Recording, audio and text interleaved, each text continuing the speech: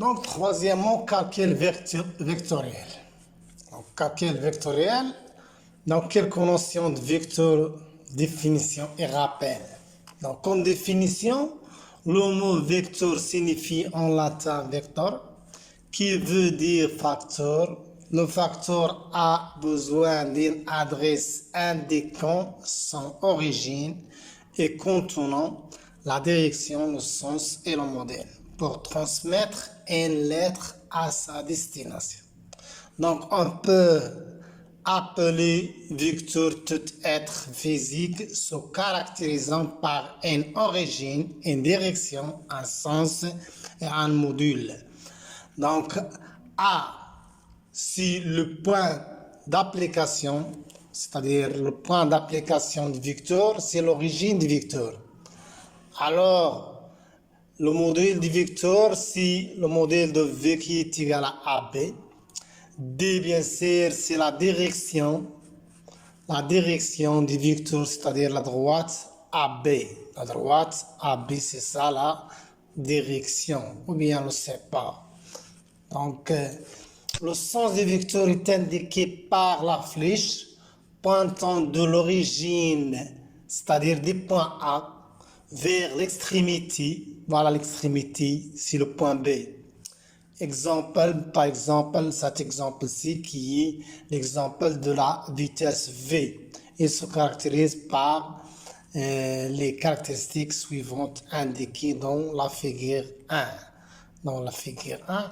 Donc voilà l'origine, le modèle OV, le modèle AB, le vecteur V est égal à AB et bien sûr l'extrémité, c'est-à-dire la flèche, l'extrémité B, le sens du vecteur et la direction, c'est-à-dire le support AB.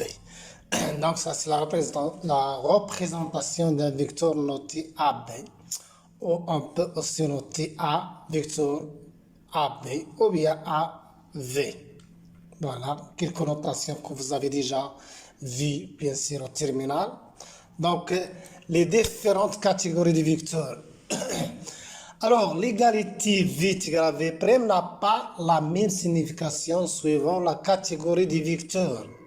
En fait, il existe différents types de vecteurs. Le premier type, c'est vecteur lié. C'est un vecteur noté AV dont l'origine A, le point d'application, est défini sur le support. Delta. Exemple, le poids d'un corps AP. Il est lié toujours à son centre de gravité. Donc toujours, le point d'application est lié au centre de gravité. Dans cet exemple-ci, on dit que le vecteur ou bien le poids est un vecteur qui est lié. Alors le vecteur glissant, c'est un vecteur V. Donc on définit le support delta, le sens et le modèle, son point d'application n'étant pas défini. C'est-à-dire, on peut définir dans le cas d'un vecteur glissant, on peut définir le support, le sens, le modèle, mais le point d'application n'étant pas défini. Donc, tous les vecteurs situés sur le support delta qui ont même modèle et même sens que V sont équivalents. D'accord? L'exemple ici d'un vecteur glissant, c'est la tension de fil d'un fil qui est inextensible de masse négligeable, se transmet de proche en proche le long du fil et est représenté par un glisseur. Voilà, c'est un exemple où on peut représenter bien sûr la tension d'un fil inextensible à n'importe quel point du fil. Voilà l'exemple d'un vecteur qui est glissant, vecteur V. Vecteur V', bien sûr, les points d'application sont différents. Le point d'application de V est différent s'il devait prendre, mais les vecteurs sont équivalents. On dit que le vecteur est un vecteur glissant.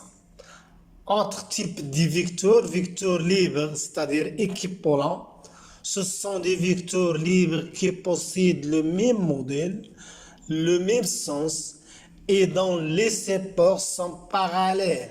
Voilà l'exemple d'un champ de pesanteur, ou bien le G bien sûr, ou bien l'accélération de pesanteur localement et au voisinage de la Terre. Lorsque le champ de pesanteur est au voisinage de la surface de la Terre, on dit que le champ est uniforme et dans ce cas, bien sûr, toutes les vecteurs, on peut représenter le champ de pesanteur en n'importe quel point proche de la surface de la Terre, par exemple V1, V2, V3 ou bien G1, G2, G3. Dans ce cas, bien sûr, les différentes valeurs sont équivalentes ou bien sont égaux. Donc, c'est l'exemple d'un vecteur qui est libre. Le vecteur, troisième en 3, le vecteur unitaire associé à un vecteur et projection orthogonale sur un axe. Donc, comme définition d'un vecteur unitaire, on appelle vecteur unitaire U associé au vecteur V, le vecteur E qui est égal bien sûr le vecteur V sur le modèle de V. Son modèle est qui est toujours égal à bien sûr 1, son support est la droite delta et son sens est celui bien sûr de et celui de V. Le sens de E c'est le même que celle de V.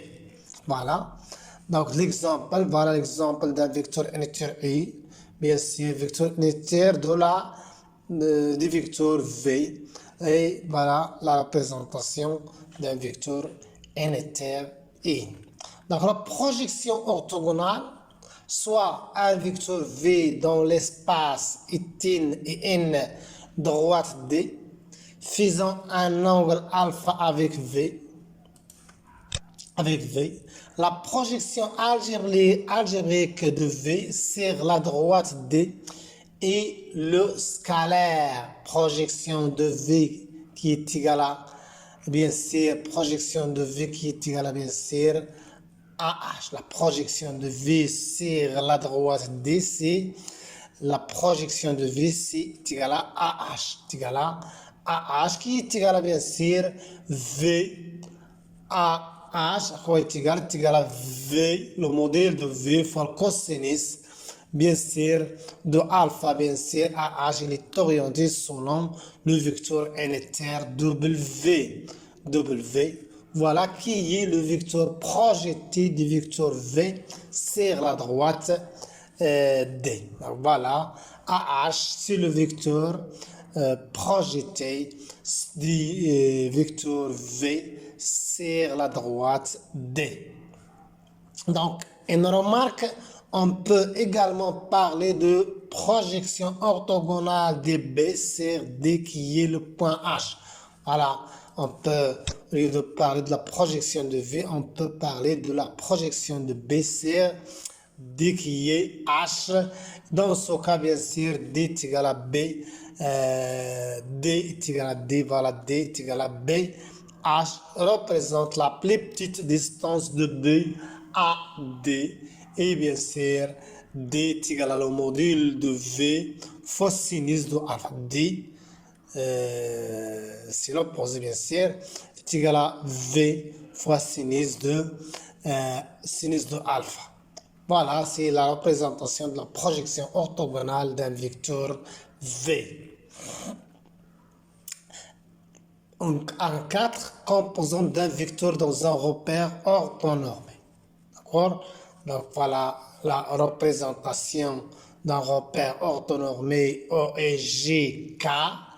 Le repère orthonormé est représenté par 3 axes, OX, OY et OZ, perpendiculaires 2 à 2, munis de 3 vecteurs unitaires respectivement I, voilà, I, J et K, I, J et K.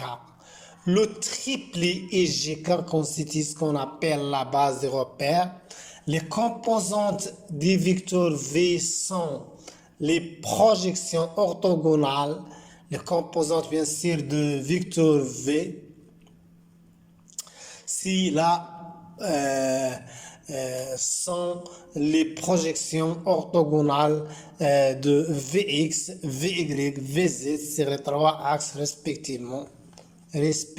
Donc la projection, voilà V, on projette selon l'axe des X, l'axe des Y et l'axe des Z. Voilà, on va voir par la suite comment projeter bien sûr un vecteur sur une base, par exemple EGK.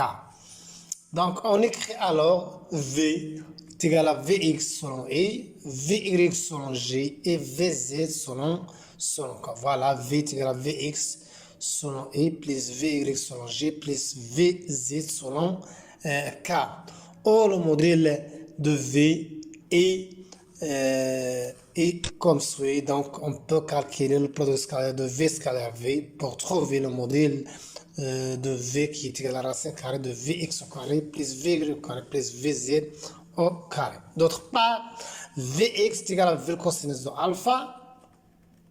Vx est égal à V est égal au modèle de V fois le cosinus de alpha, l'angle entre alpha, c'est l'angle entre E et V. Et Vy est égal à V cosinus de bêta. Avec bêta, c'est l'angle entre G, voilà, G et V. Et bien sûr, Vz est égal à le modèle de V fois le cosinus de gamma. Avec gamma, c'est l'angle comprise entre l'angle entre K et V. Voilà gamma, voilà alpha, l'angle entre OX ou bien entre E et V. Et voilà bêta, c'est l'angle entre G et V. Voilà. Donc, on appelle cosinus alpha, cosinus bêta, cosinus de gamma, les cosinus directeurs du support de V dans le repère O et J, K. Voilà. Les composants directeurs unitaires de V noté U sont, donc c'est très simple à déterminer. Donc ici, V sur le modèle, donc c'est Vxi plus Vyg plus Vzk divisé par le modèle de V. Donc je peux écrire comme suit, donc Vx sur le modèle et Vy sur V et Vz sur V selon K. Donc Vx sur V c'est cosinus de alpha selon E, Vy sur V c'est cosinus de bêta et Vz sur V c'est le cosinus de gamma. Donc voilà l'expression de vecteur unitaire U qui est égal à cosinus de alpha E plus cosinus de bêta G plus cosinus de gamma K, c'est-à-dire j'exprimais le vecteur unitaire en fonction des cosinus directeurs des cosinus directeurs du support de V dans la base ou bien dans le repère O et J, K. On remarque que les cosinus directeurs de V sont les composants de son vecteur unitaire, comme j'ai dit. Donc, on en déduit la relation entre les cosinus directeurs puisque U est égal à 1. Donc, cosinus au carré, donc le vecteur unitaire scalaire U scalaire E, bien sûr cosinus au carré plus de alpha plus cosinus au carré de bêta plus cosinus au carré de gamma est égal à 1. D'accord? Il suffit de calculer le produit scalaire de U scalaire U pour déterminer bien sûr cette relation-ci. Donc comme remarque, le repère O et GK est appelé repère cartésien.